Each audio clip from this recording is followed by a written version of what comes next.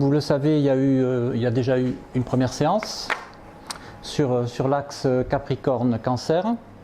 Aujourd'hui, nous abordons cet axe-là, Verseau-Lion, mais je ferai un petit peu comme la dernière fois, c'est-à-dire que au lieu de m'axer uniquement là-dessus, je vais faire un travail assez important de globalisation, c'est-à-dire que je vais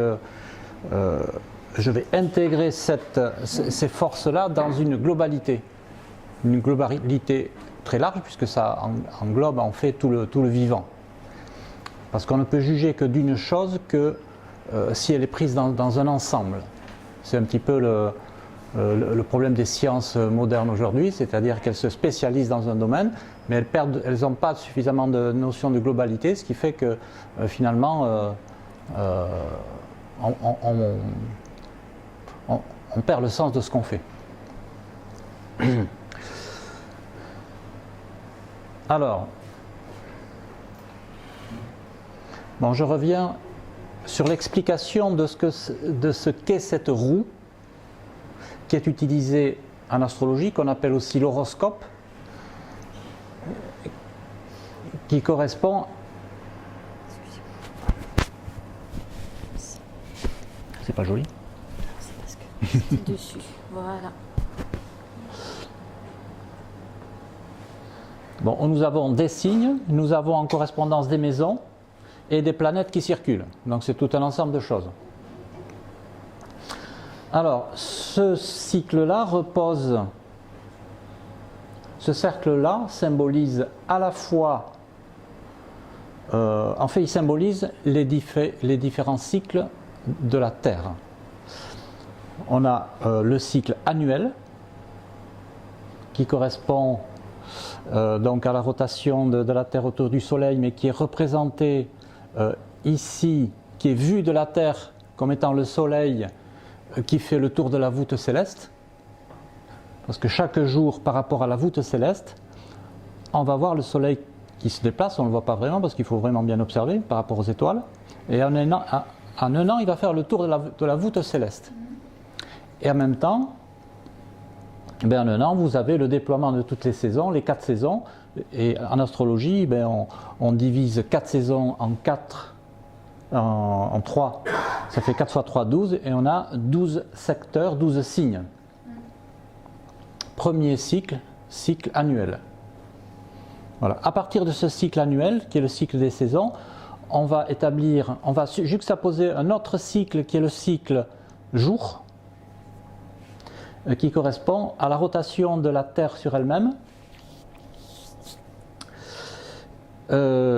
donc qui va être symbolisé ici par le minuit, midi, lever du soleil, coucher du soleil. Donc là, le soleil va faire ce mouvement-là. On a le sentiment que la Terre est fixe, alors que c'est elle qui tourne. Et c'est le soleil qui va tourner en une journée. Il n'y a pas que le soleil qui tourne, c'est toute la voûte céleste en intégralité. On a l'impression qu'elle tourne. C'est-à-dire le soleil, les planètes et toutes les étoiles. Alors d'un jour à l'autre, les étoiles, elles vont rester à la même place, mais vous allez avoir les astres qui vont, d'un jour à l'autre, qui vont bouger un petit peu par rapport à la voûte céleste. Mais bon, pour cela, il n'y a que la Lune. On voit surtout au niveau de la Lune qu'on voit la différence, parce qu'elle change de grosseur, elle change d'aspect, des fois elle disparaît, donc là, la Lune c'est vraiment apparent. Voilà, deuxième cycle, cycle jour. Et il y a un troisième cycle aussi qu'on utilise maintenant, c'est celui de ce qu'on appelle de précession des équinoxes. C'est un cycle assez particulier, qui n'est pas très connu. La Terre fait également une rotation, elle est un petit peu penchée, les saisons sur son axe, elle est un petit peu penchée par rapport au Soleil, et c'est ça qui provoque le phénomène des saisons d'ailleurs. Mais cet axe de rotation va faire un tour comme ça, très lentement. On appelle ça la précession des équinoxes. Ça se fait dans le sens inverse d'ailleurs de la rotation de la Terre. Donc là, voilà, ça fait comme ça. Voilà. Et cette rotation de l'axe, qui est très régulière, se fait sur un laps de temps de 25 800 ans. Donc elle met beaucoup de temps à faire ce petit tour sur elle-même, ce pivotement, on va dire, comme une toupie. Donc pratiquement 26 000 ans, c'est 25 800. Cette rotation est mise en parallèle, en correspondance avec l'expression du cycle de l'humanité. Maintenant, la pratique montre que, effectivement, on peut faire un parallèle entre le déroulement de ce cycle sur 26 000 ans et le déroulement de l'humanité dans son devenir, dans son ensemble. C'est pour ça qu'on dit qu'on rentre dans l'ère du Verseau et qu'on était dans l'ère du Poisson, ça fait appel à ce cycle-là. On ne va pas rentrer dans le détail, c'est simplement pour le signaler, troisième cycle. On va s'en servir quand même parce qu'on fera un parallèle entre le cycle individuel jour et le cycle de l'humanité sur cette période-là. Il y a une correspondance qu'on peut faire parce que le déroulement, qui est le déroulement de l'humain, se fait sur la même base. Voilà, c'est pour ça que la dernière fois, on a commencé à aborder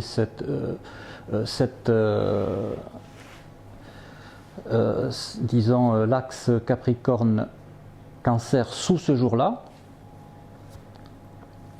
en indiquant que la vie se déroule à partir du cycle jour. Ce n'est pas à partir des saisons, mais c'est à partir du cycle jour. La vie d'un individu est en correspondance au cycle jour, c'est-à-dire qu'au moment de la naissance apparaît un potentiel spatial que nous, astrologues, on va mettre en relation avec la façon dont la personne va exprimer son potentiel sur sa vie. Donc là, on voit bien cycle jour, potentiel sur un cycle jour, qui va être valable pour la vie. Donc là, on établit bien, toute l'astrologie est basée sur cette correspondance-là.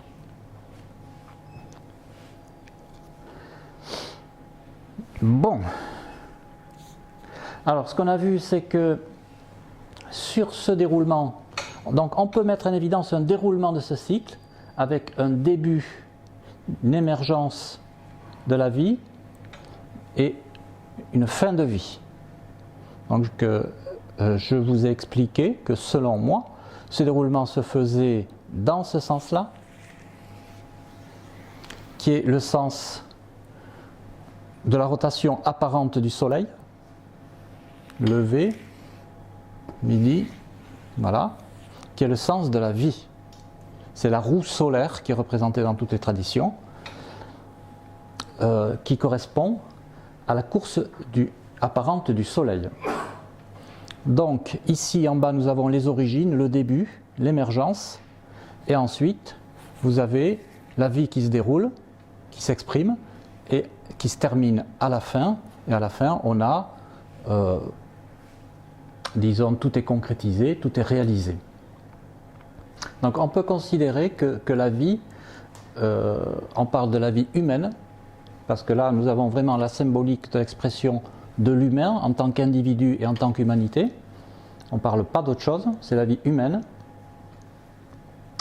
Et elle s'exprime de façon ascensionnelle, en partant du bas vers le haut.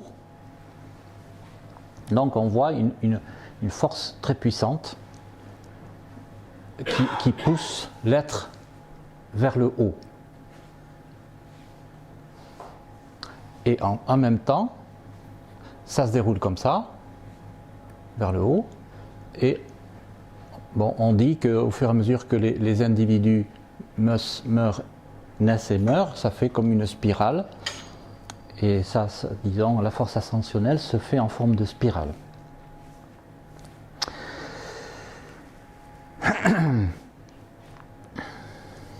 Voilà. original. Hein.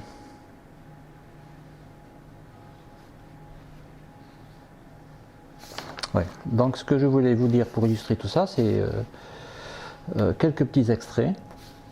D'une part sur ce qu'on appelle le svastika, qui est une croix qui symbolise la foi hindoue, le svastika, qu'on retrouve partout, qui est cette croix-là. Alors voilà ce qui est dit sur cette croix.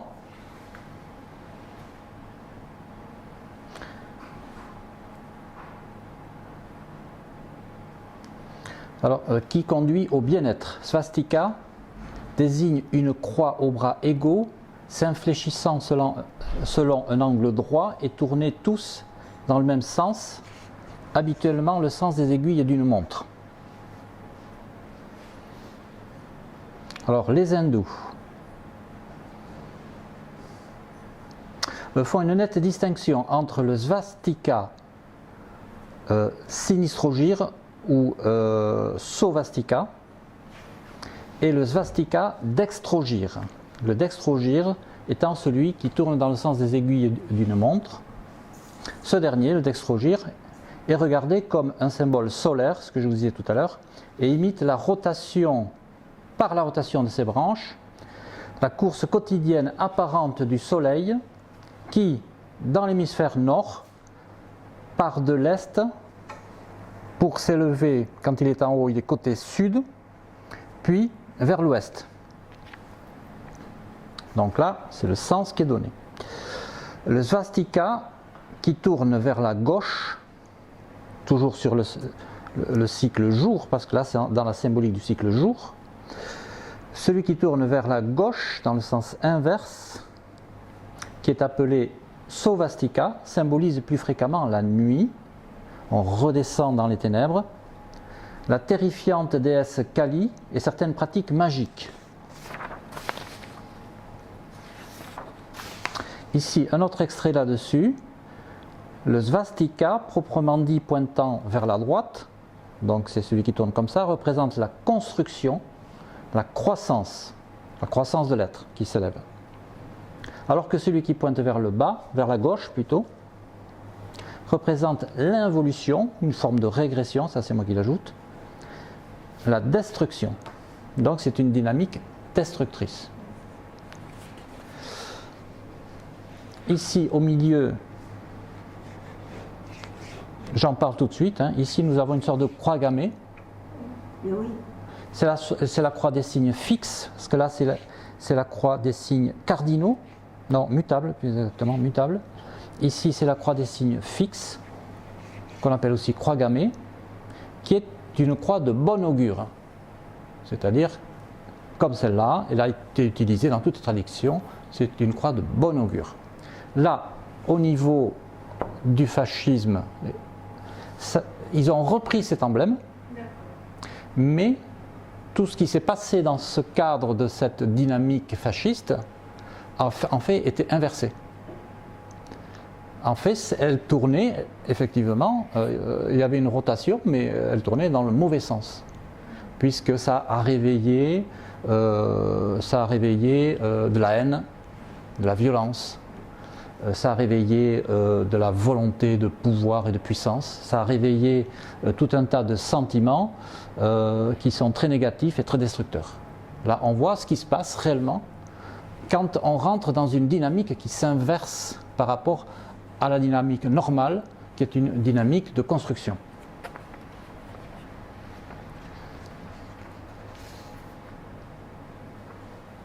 Donc ils ont pris la bonne croix, mais ils n'ont pas dit dans quel sens ça tournait. Bon.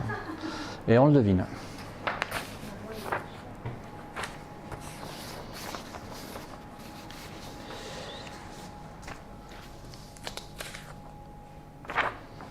Alors, notre cycle se déroule de la façon suivante, comme je l'expliquais la dernière fois. Ici, il y a l'émergence de la vie, la naissance. Ce cadran-là correspond à l'existence de l'individu qui naît là et qui meurt là. c'est ce côté-là avec la flèche ici qui correspond à un individu qui a une âme et un corps, symboliquement, qui va naître et mourir ici. Pendant qu'il vit, qu'il exprime sa vie, bien, il va faire ce cheminement, mais en même temps, tout ce qui est à l'opposé va s'exprimer. Toutes les potentialités qui sont, voilà, le moteur c'est lui, et ça s'exprime comme ça. Ce qui fait que quand on arrive ici, bon, il meurt, toutes les potentialités de son être ont été exprimées, mais tout a été prévu aussi pour qu'un autre naisse. Voilà. Donc effectivement, si on veut considérer qu'un individu doit faire le tour complet, on n'y arrive pas. C'est normal parce qu'il nous manque la moitié. Il nous manque tout ce qu'il a en face de lui qui lui permet d'exister. Parce que la vie, c'est une complémentarité entre un individu et ce qu'il y a en face, tout ce qui le complète, qui permet de s'exprimer. Et là, on a tout. On a l'individu lui-même et tout ce qui en face lui permet d'exister dans la complémentarité. Et c'est ça qui est très important à comprendre parce que c'est à partir de là qu'on va voir un petit peu le rôle de toutes les énergies et toutes les forces.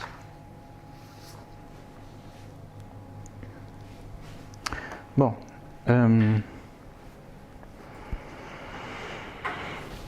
Ici, donc, on a dit, symboliquement, on va faire un petit cheminement de ce que peut être l'évolution de l'humanité.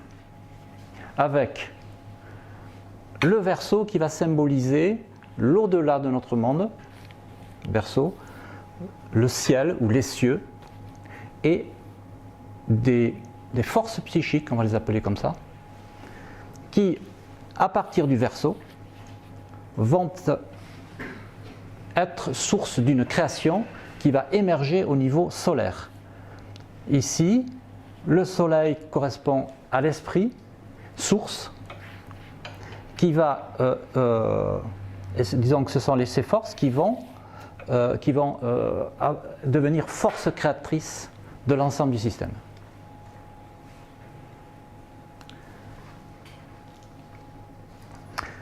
Voilà. Donc ici on a une émergence.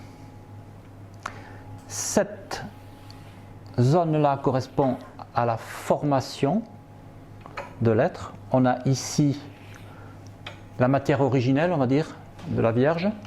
Ici la puissance conceptrice.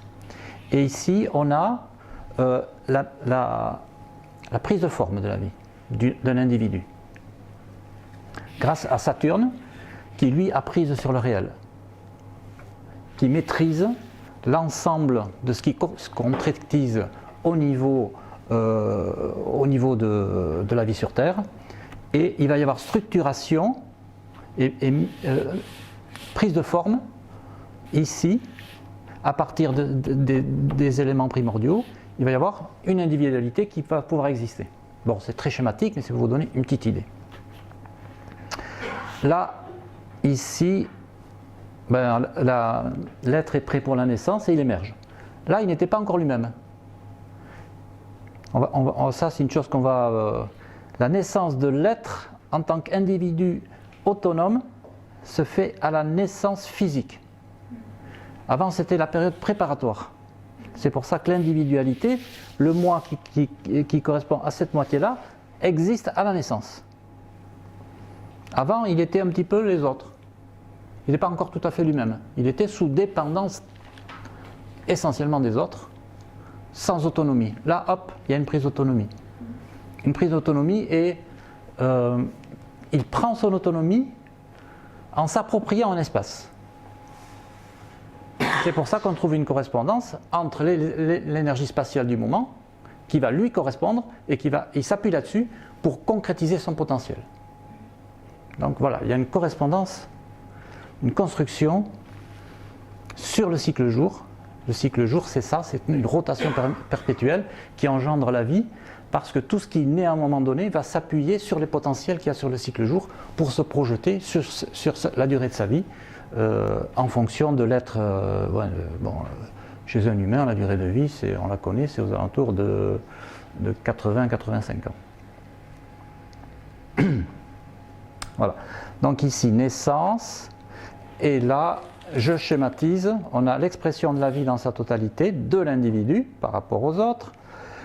Ici, l'horizontalité correspond à la pleine affirmation du projet de vie, concrétisation sur l'axe horizontal.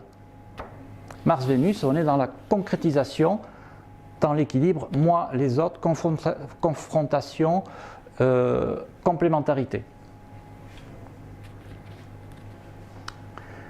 Ensuite, hop, on traverse horizontal, et bien là, il y a nécessité de prendre de la distance par rapport à son moi, auquel on l'a affirmé à fond ici.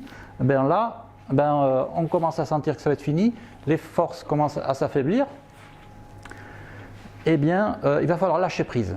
Neptune correspond au lâcher prise.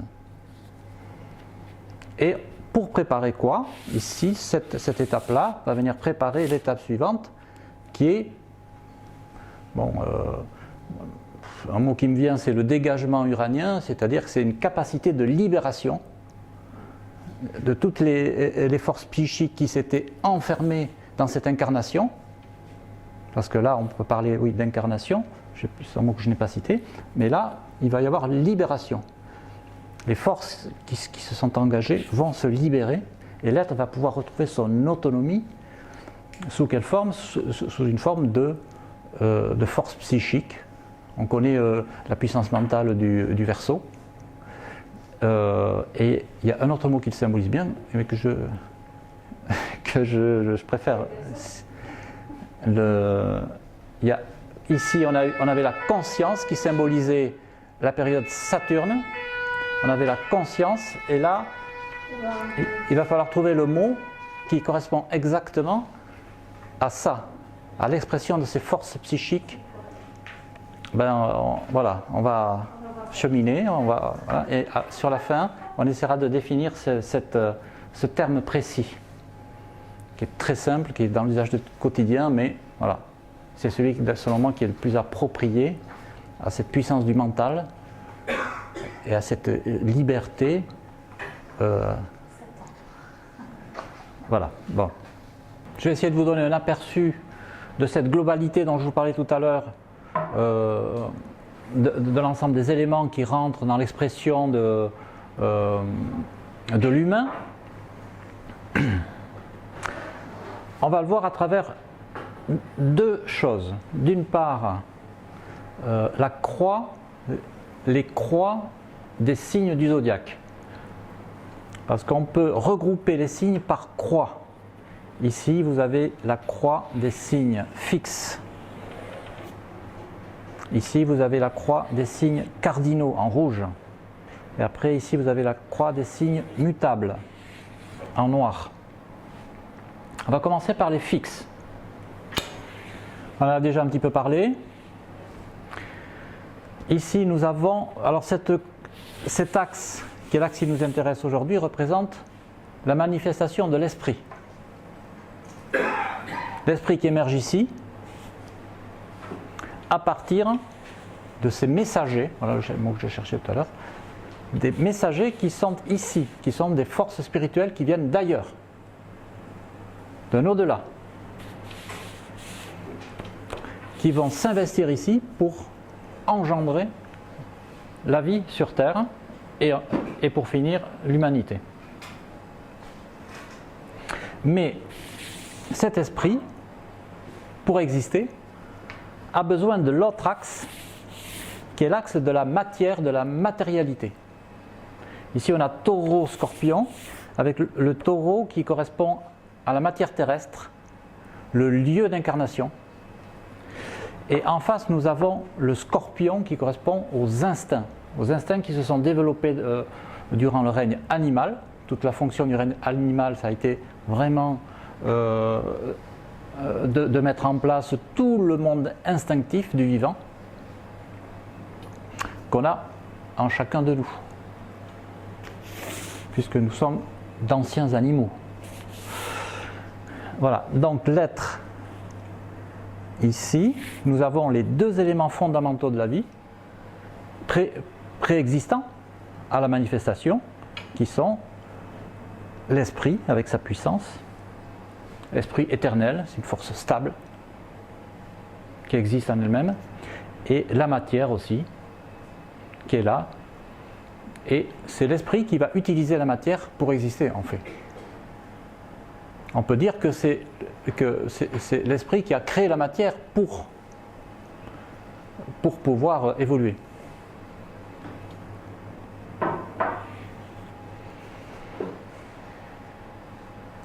Voilà. Alors, à partir de cette croix fixe, nous allons voir émerger la croix des signes cardinaux qui correspond à la manifestation de la vie en elle-même, à sa concrétisation. Ici, sur l'axe horizontal, c'est vraiment le projet individuel et le projet collectif aussi, puisque ça va au niveau de l'humanité, on peut faire le même parallèle, mais bon, on va rester au niveau individuel. C'est la manifestation, la concrétisation. Là, on est en confrontation avec le réel, c'est le rêve, tous les espoirs qui se confrontent à la réalité, qui essaient de transformer le réel dans le sens qui est désiré, qui était imaginé au départ. Et là, on a la balance qui symbolise ce qui équilibre cette force en confrontation avec le réel. Même en allant plus loin, on peut dire que ici, on a l'énergie qui transforme le monde, et en face, on a la balance et Vénus qui correspond à la façon dont l'être va aménager un espace qui a été conquis, qui a été pacifié, qui a été aménagé pour que ce soit agréable à vivre. Donc là, on a tout ce qui symbolise la vie sociale, l'épanouissement social, l'épanouissement relationnel, une fois que tout a été pacifié, que la nature a été domestiquée, que la nature a été aménagée pour une vie qui soit agréable. Là, on voit sur cet axe de la manifestation, selon moi, quel est l'objectif de la réalisation humaine. Pour moi, il est là, c'est-à-dire améliorer les conditions de vie de telle sorte qu'il fasse bon vivre, qu'on soit heureux sur Terre. C'est symbolisé par la balance et par Vénus. Voilà. Et ici, perpendiculairement, il y a simplement, comme on l'a dit tout à l'heure, naissance, mort et réalisation à pleine maturité.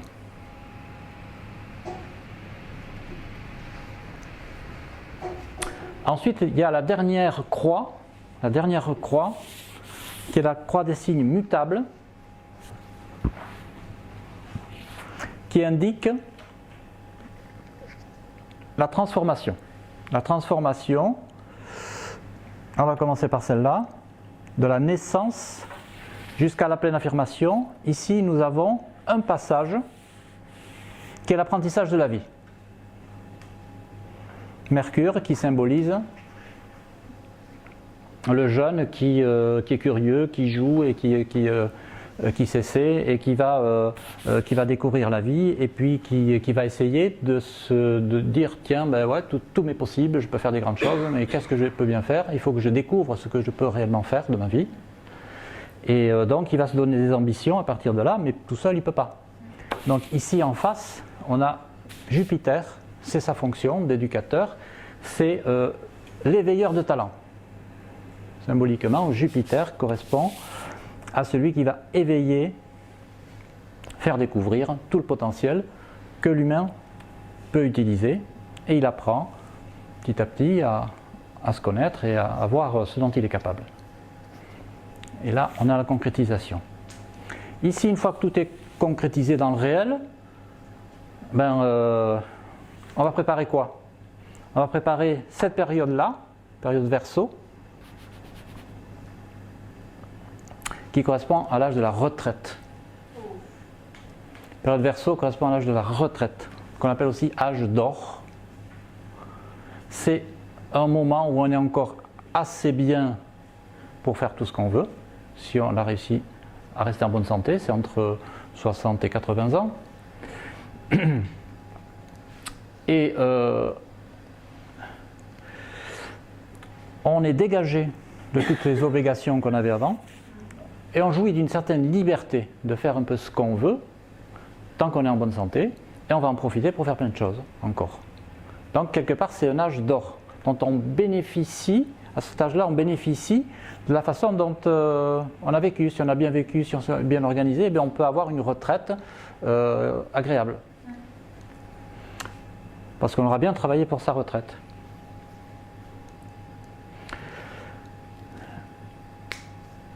Voilà, alors ici, période de la retraite, mais avant, il y a un intermédiaire, un passage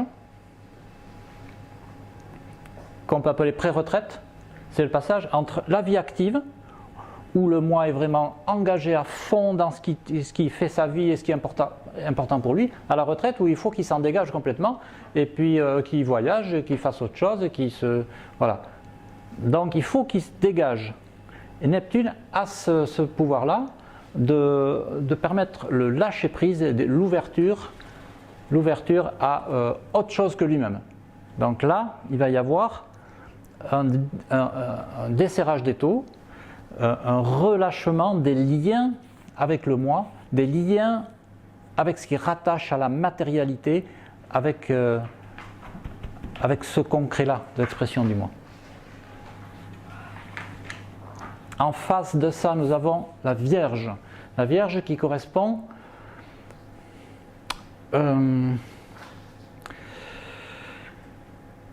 c'est un signe qui est très important, la Vierge.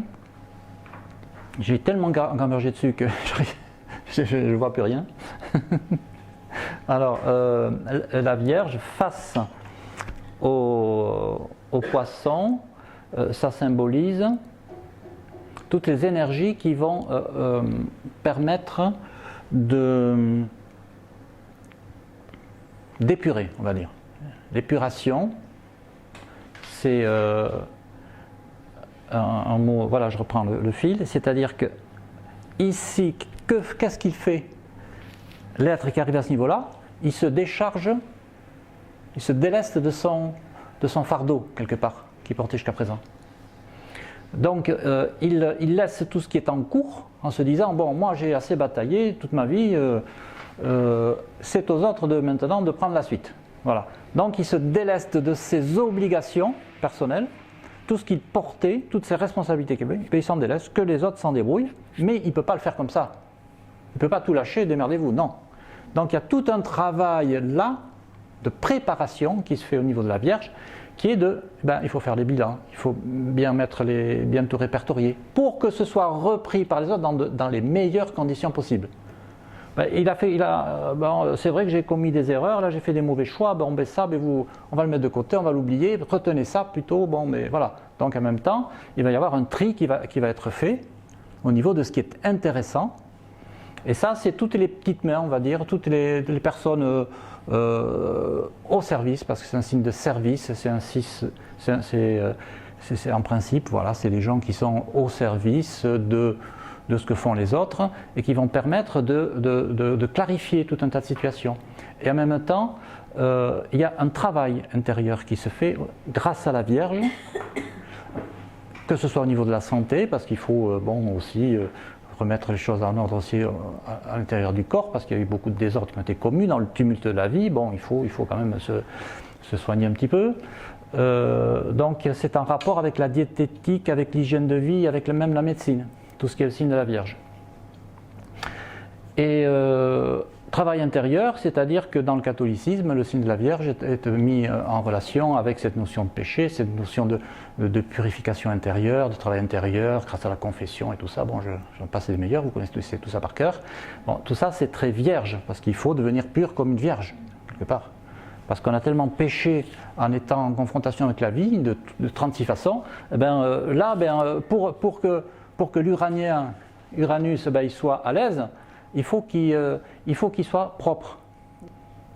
il faut que les forces psychiques, eh ben, elles soient dégagées de tout ce qui est défaillant et ce qui peut l'alourdir et qui a été provoqué par le déroulement de la vie.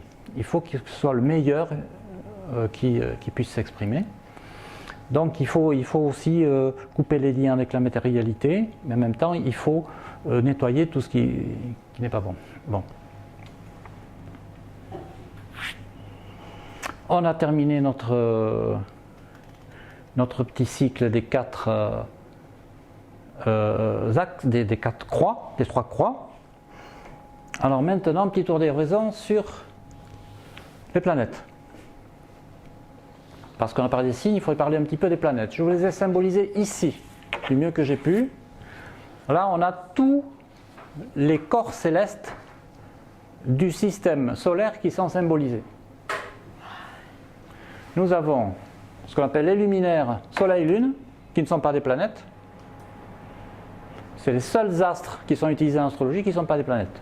Soleil, on sait que c'est au milieu, c'est l'astre du jour. La Lune, c'est le satellite de la Terre. Il ne tourne pas autour du Soleil, ce n'est pas une planète, c'est un satellite. Et ensuite, vous avez les autres planètes. Mercure, la plus proche. Après, ici, vous avez la Terre que j'ai mise en bleu. Et de chaque côté de la Terre qui tourne, vous avez Vénus et Mars. Après, ici, vous avez deux grosses planètes, immenses planètes, par rapport à celles-là qui sont toutes petites. C'est Jupiter et Saturne, qui sont un peu plus loin. Et après, vous avez Uranus et Neptune. Et pour terminer, vous avez Pluton. Bon, qu'est-ce qu'on peut voir? Je vais essayer d'être bref, mais en même temps, je vais vous donner un petit aperçu. Déjà, il y a des corps célestes qui marchent par deux, par paire, de façon évidente. Donc vous avez la paire Soleil-Lune, qui sont le père et la mère de notre système de l'humain, qui sont symbolisés ici Soleil-Lune. C'est de là que la vie va s'enclencher. Donc c'est le père et la mère, et c'est les deux astres, les deux luminaires qui ne sont pas des planètes comme les autres. Voilà. Premier duo. Ensuite, vous avez Vénus-Mars. Vénus-Mars ici qu'on retrouve sur l'horizontale de la manifestation. Vénus-Mars, c'est l'équilibre entre le masculin et le féminin. Entre l'homme, la femme, le moi, les autres. Ensuite, ici, on a la dualité Jupiter-Saturne.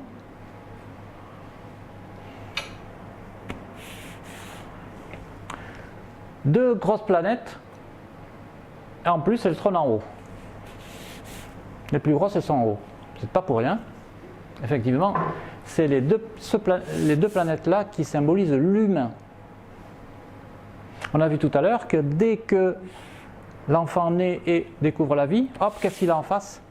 Il a Jupiter, qui est la plus grosse planète, qui représente le potentiel humain à développer. Les talents. Dans l'Évangile, on parle des talents dont a chacun à disposition, mais c'est ça. Chacun doit faire en fonction de ses talents. Et voilà. Donc on a ici ce potentiel humain, hop, qui émerge dès la naissance. Et ensuite, Saturne, eh bien lui, Saturne, c'est la fin de vie. Tout à fait à la fin, c'est quoi? Eh bien, c'est le fruit de l'expérience. Saturne, eh bien, ramasse tout ce qui a servi à quelque chose, qui peut être utilisé, qui peut être intéressant. Et Saturne, ça correspond aussi au cerveau. Donc, Saturne, l'homme dans sa position verticale avec son cerveau en haut, eh bien, il va enregistrer dans son cerveau, mémoriser tous les acquis intéressants. Il a déjà mémorisé tous les étages inférieurs depuis le début de la vie, puisqu'on a dans le cerveau reptilien, On a, après, il y a le cerveau qui correspond aux vertébrés également. Tout le règne animal est intégré dedans, sous forme d'inné. C'est de l'inné. Donc ça émerge automatiquement quand il y a une nouvelle naissance humaine. Il y a l'inné qui est présent. Tout le domaine instinctif, il est là. Et ensuite, les acquis, ça va être au niveau humain qui vont se faire. À partir de ce travail, de ce vécu, donc il va y avoir une maturation, une prise de conscience progressive et la conscience va grandir. Mais la conscience, c'est quoi? C'est une prise sur la réalité, c'est une connaissance sur la réalité. C'est... Voilà, c'est ça. Très bien. Tout d'un coup, je me rappelle que je suis filmé, alors je commence à bafouiller. Voilà. Alors là, on parlait du duo Jupiter-Saturne, qui symbolise l'humain, et enfin, on a Uranus-Neptune. Uranus-Neptune qui se retrouve là. C'est une paire assez particulière. Qu'est-ce qu'on peut constater? On peut constater que ici, Saturne est là. Saturne, nom d'un chien, j'avais un truc intéressant sur Saturne, mais je ne l'ai pas mis. Bon. Saturne, c'est l'élément structurant, c'est le grand organisateur du vivant. C'est à l'intérieur de Saturne que toute la vie s'organise et c'est lui qui orchestre tout ça. Voilà. Et au-delà, eh bien, c'est au-delà de Saturne, ça veut dire quoi? Ça veut dire que ces deux planètes vont permettre de mettre en liaison avec l'au-delà de notre système. On a vu tout à l'heure que les forces psychiques arrivaient sur Uranus et d'Uranus engendrées. Mais elles restent toujours à l'extérieur parce qu'il arrivera un moment où les forces psychiques vont se dégager du cycle du jour et de nuit, de cet enfermement de Saturne, ils vont se dégager pour aller s'engager ailleurs. Donc on voit ici le rôle de Neptune et de Saturne qui est de réaliser la communication avec l'au-delà de notre monde. Et en même temps, tant qu'il n'y a pas possibilité de sortir de Saturne, eh bien, ces forces psychiques se réinvestissent toujours pour de nouvelles créations, pour de nouveaux individus, tant que tout n'est pas accompli. Parce qu'on n'a pas vu. On n'a pas vu Mercure, mais oui, on l'a vu, parce que ici, Mercure est tout seul, lui, par contre. Mercure est tout seul, c'est l'éveilleur, c'est celui qui met en mouvement. C'est une planète très rapide qui tourne plus vite que les autres autour du Soleil. Et voilà, c'est quelque part celui qui va éveiller à la vie et qui va activer l'humain. Ensuite, qu'est-ce qu'on a? Nous avons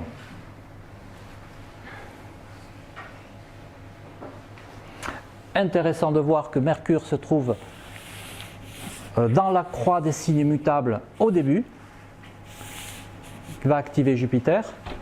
Et ici, on a ici Vierge avec Cérès, symbolisé ici, qui va activer lui ce potentiel ici.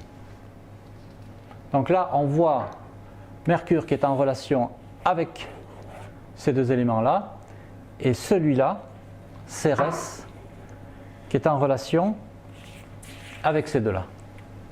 Alors qu'est-ce que c'est que cet espace du ciel? C'est un espace très particulier où il y a un amas de petits astéroïdes dans un espace qui est très large, on n'a pas idée, c'est-à-dire que ça prend la place d'une planète en fait. Mais c'est des tas de petits cailloux, il y en a des milliers et des milliers. Et il y en a des plus gros.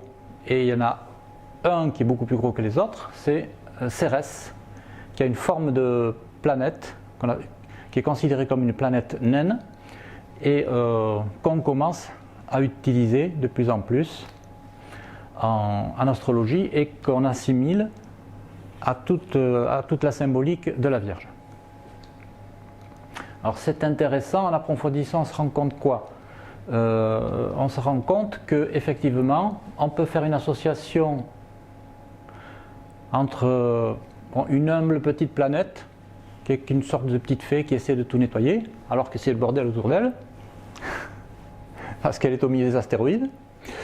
Donc là, il y a peut-être un petit parallèle.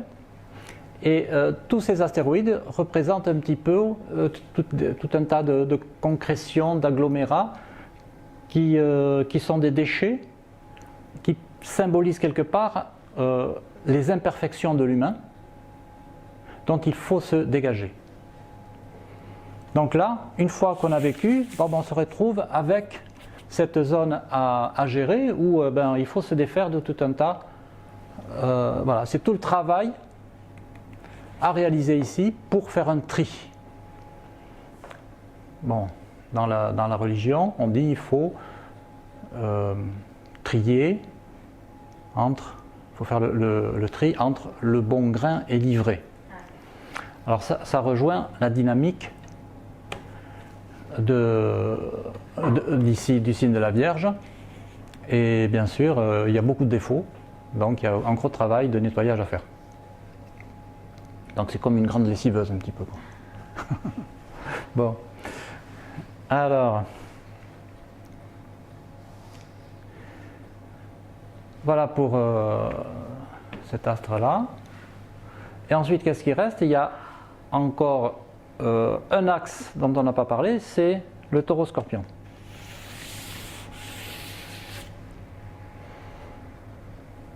Bon.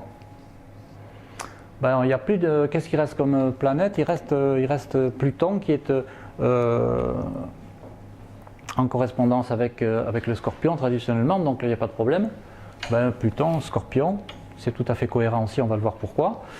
Par contre, ici pour le Taureau, il n'y a plus rien, sauf qu'il y a la Terre.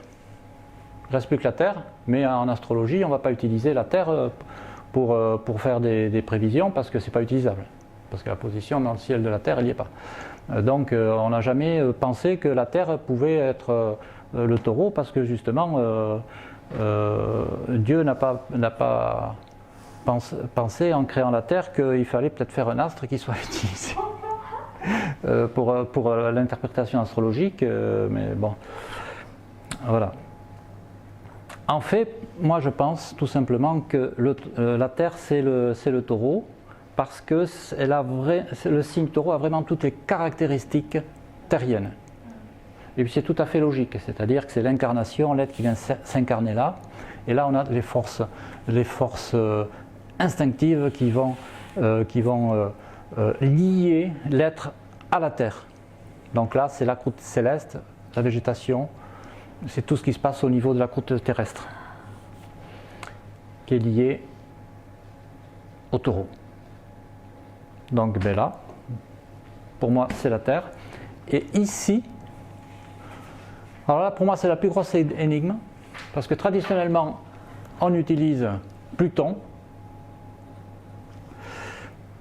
Je veux bien, mais Pluton est tout petit, est très loin, alors d'accord, mais les instincts humains sont tellement puissants, comment une petite planète qui est si loin peut avoir autant d'importance au niveau humain que sont les instincts, ça paraît, ouais d'accord. D'autant plus qu'on est en train de découvrir d'autres petites planètes naines au nombre de 5 ou 6 qu'on commence à interpréter, alors ça commence à devenir compliqué, toujours dans cette même zone-là où il y a plein de déchets également, et on va se dire, bon mais voilà, mais c'est aussi des éléments de cette dynamique Scorpion, ou peut-être autre chose, on n'en sait rien, et voilà, donc ça commence à devenir compliqué, d'autant plus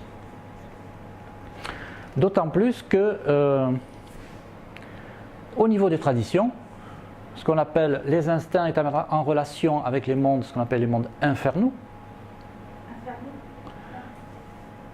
avec l'enfer, les instincts. Pour l'humain, l'enfer, voilà, ce sont les instincts. La sexualité, Oh, pour ne parler que de ça. c'est l'enfer, la sexualité. Les religions considèrent comme, Ah non, pas toutes. Oui, mais... comme les forces infernales, celles qui vont rabaisser, qui vont souiller, qui vont salir la pensée, voilà.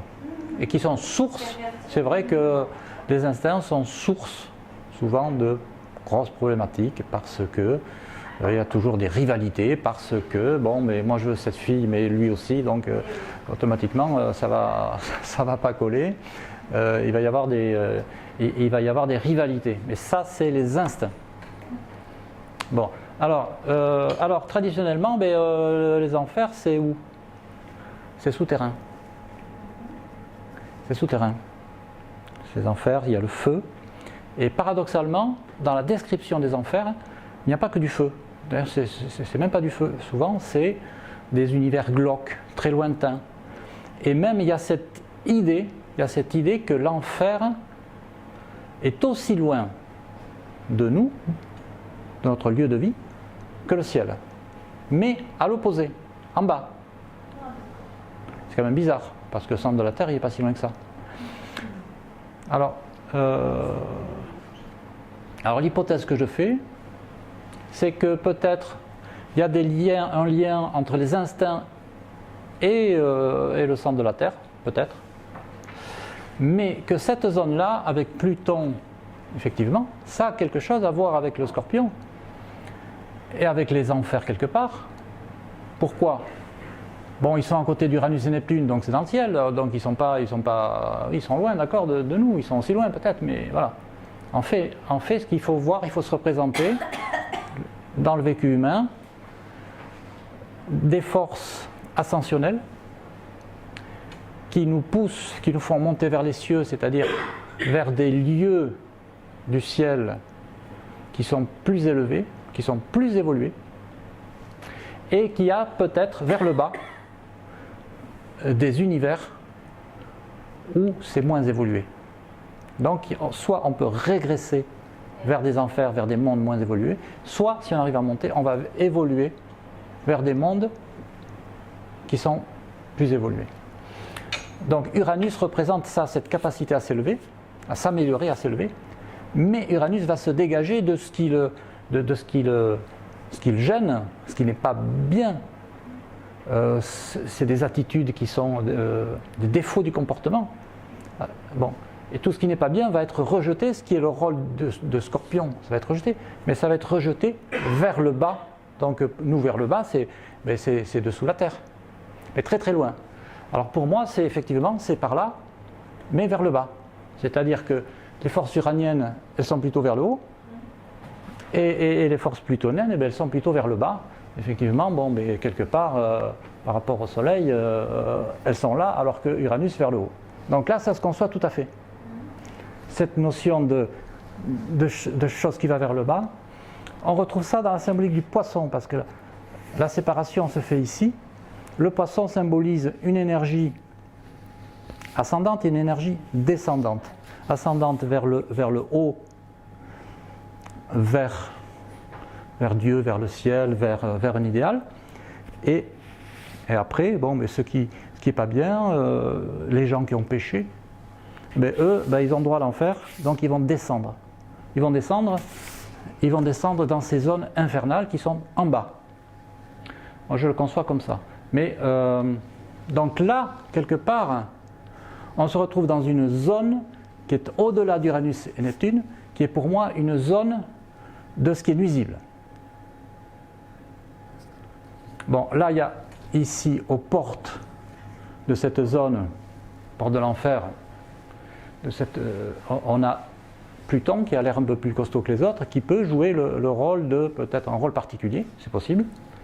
Mais là, ensuite, qui a besoin, mais nuisible, religieusement, mais au niveau du vécu humain, c'est peut-être quelque chose qui a besoin d'être recyclé, retravaillé, pour évoluer, parce que pour l'instant, il n'est pas conforme. Donc c'est momentanément évacué pour être retravaillé. On peut dire aussi, c'est peut-être pas péjoratif du tout, il ne faut pas le voir de façon péjorative, c'est tout ce qui est instinctif, il faut se nettoyer progressivement de ce qui est de la matière, ce qui nous lie à la matière, les instincts, il faut s'en libérer, et tout ça va rejoindre un univers différent, et va être retravaillé pour être réutilisé ensuite au niveau voilà, du travail qu'il y a à faire toujours sur les instincts. Parce que, voilà. Donc le religieux le voit comme quelque chose de péjoratif, mais en fait ça ne l'est peut-être pas. En soi ça ne l'est pas. C'est parce que l'être a besoin de la matière et des instincts pour s'incarner, pour exister. Mais à un moment donné, il a besoin de s'en libérer. Et pour s'en libérer, je pense que les traditions ont tendance toujours à voir bien mal pour céder. Voilà, on joue beaucoup sur les peurs aussi au niveau religieux. Pour obliger les gens à faire un travail sur eux-mêmes, quand ils ont des défauts, ben on leur fait peur. On dit, attention, vous allez aller vous en faire. Donc ça permet des évolutions, mais qui sont plus ou moins réussies, parce que sur la peur, ce n'est pas toujours le meilleur résultat. Après le Verseau, je vais vous lire simplement un petit truc sur le Verseau, en conclusion, que vous allez comprendre à partir de tout ce qu'on a dit.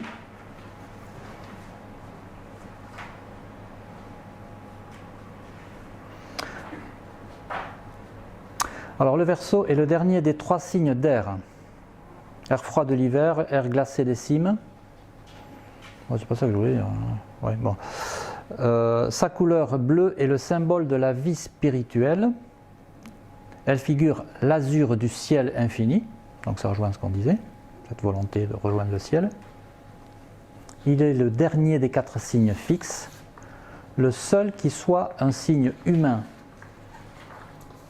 Le Verseau est un personnage ailé, un ange, donc un être immatériel, donc qui s'est coupé de la matérialité, ou qui maîtrise la matérialité. Il ne s'est pas nécessairement coupé, mais déjà, tant qu'il est un être matériel, ben, il faut qu'il acquiert une maîtrise de la matérialité. Alors cet être immatériel qui rappelle la quête de l'absolu du signe. Alors dans la Haute-Égypte, c'est le Sphinx. La Haute-Égypte, hein, ça date de l'époque, il y a 5000 ans, hein, c'est pas aujourd'hui. C'est le Sphinx, cou du taureau, corps du lion, aile de l'aigle, tête de l'ange, qui symbolise la question posée sur le sens de la vie, telle la croix des 4 signes fixes, symbole de l'incarnation de l'homme tiraillé entre des aspirations contradictoires.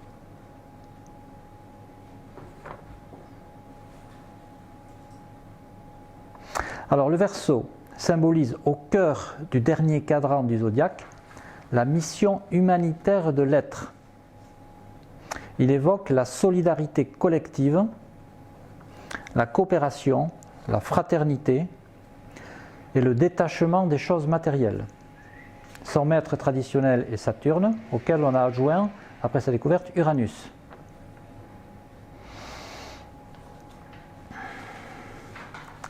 La figure représentative du 11e signe fait surgir également la noble apparition d'un être humain accompli, sous les traits d'un sage vieillard porteur sous les bras ou sur l'épaule d'une ou 2 amphores. Ses urnes inclinées répandent le flot de l'eau, mais la liquidité de ce flot est toute aérienne et éthérée. Donc ce n'est pas vraiment du liquide, en fait c'est de l'énergie psychique.